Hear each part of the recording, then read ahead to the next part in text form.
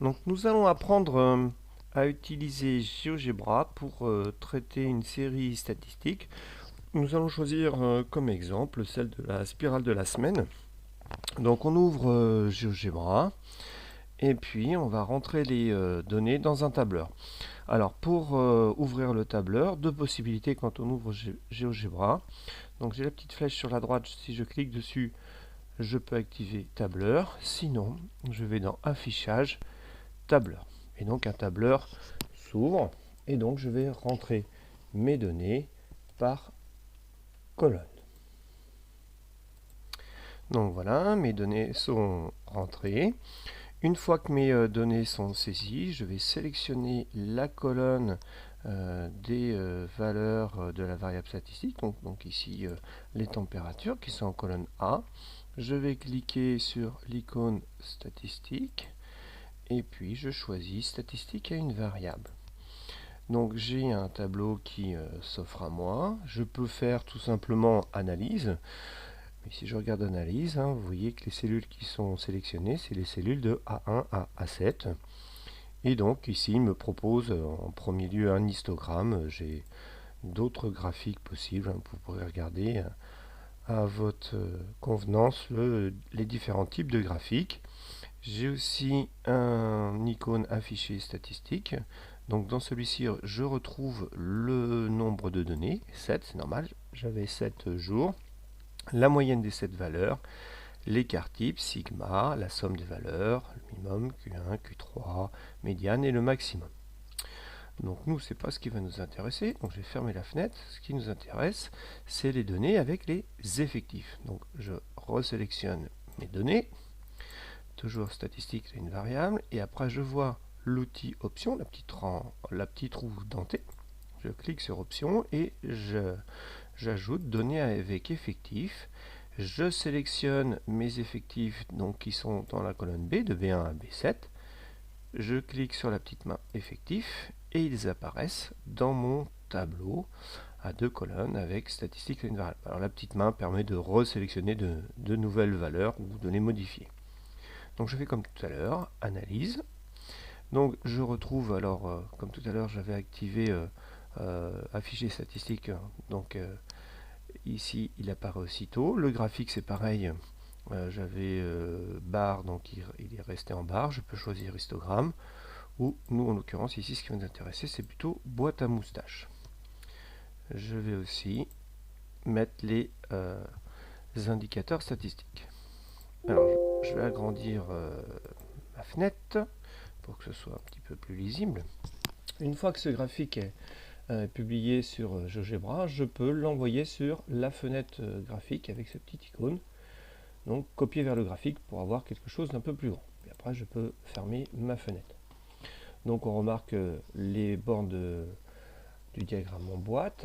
Donc on retrouve les différents critères. Alors, si je veux une autre présentation, donc je peux faire bouton droit et sélectionner propriétés sur mon diagramme en boîte. Et je vais aller dans c'est basique. Et donc je remarque un petit peu la définition de la boîte à moussage qui peut paraître complètement difficile à comprendre. Donc on remarque toutes les cellules de A1 à A7 pour les données, les effectifs de B1, B7, et puis à la fin on a un argument dit booléen, true, et puis on a deux valeurs initiales, 1 et 0,5. Alors on se demande à quoi ça correspond, le 1 et le 0,5.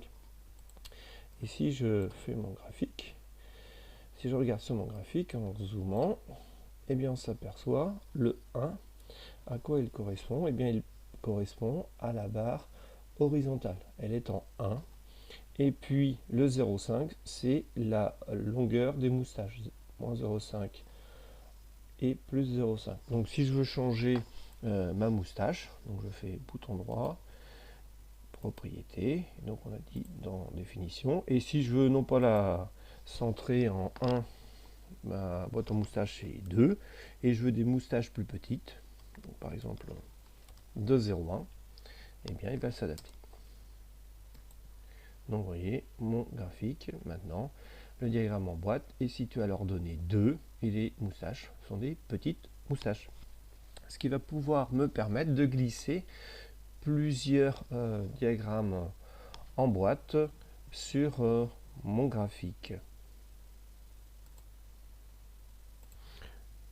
Donc pour terminer cette situation, donc j'ai rajouté le deuxième diagramme en boîte de la situation de l'année précédente. Alors je rappelle un diagramme en boîte, hein. Donc les moustaches, on va dire extérieures, correspondent au minimum et au maximum. Pour la boîte, donc la partie gauche de la boîte, c'est le premier quartile. La partie à droite de la boîte, c'est le quartile 3. Et le trait vertical qui est au milieu de la boîte, c'est la médiane. Alors juste un petit détail technique. Parfois GeoGebra met des points marqués par une croix ou des segments pour des maximums ou minimums. Alors pour voir la différence entre les deux, il met des croix quand ce sont des données aberrantes, c'est-à-dire en fait que minimum ou maximum sont très éloignés du reste des valeurs de la série.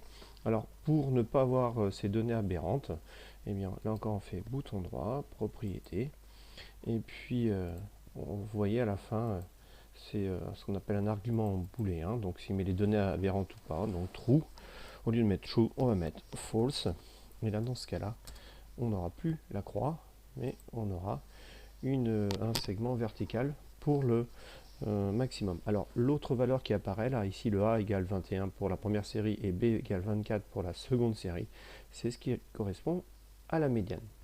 Donc voilà comment on peut représenter graphiquement rapidement des données statistiques sur GeoGebra, et ça permet de comparer les diagrammes en boîte, c'est assez visible. Donc je vous demande de réussir à faire ces deux graphiques.